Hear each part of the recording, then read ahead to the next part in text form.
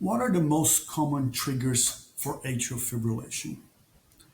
Patients that have paroxysmal atrial fibrillation, which is typically the early stages of atrial fibrillation, where they are in and out of AFib, and they'll have a spell that may last 10, 15, 30 minutes or a few hours, but are then back into normal rhythm, should try to understand if there are specific things triggering episodes of atrial fibrillation.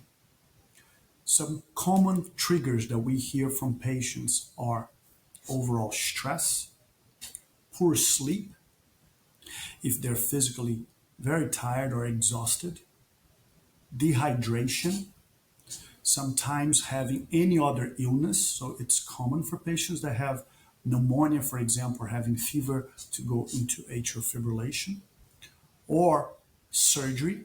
After surgery, it is a time of a lot of stress for your body. Going into atrial fibrillation can be common as well.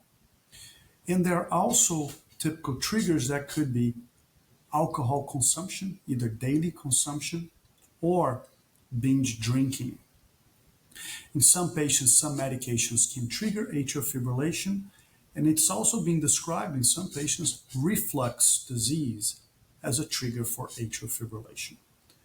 So to summarize, it's important that you try to understand what your own trigger is, because if you try to avoid it, you could reduce the number of spells of AFib.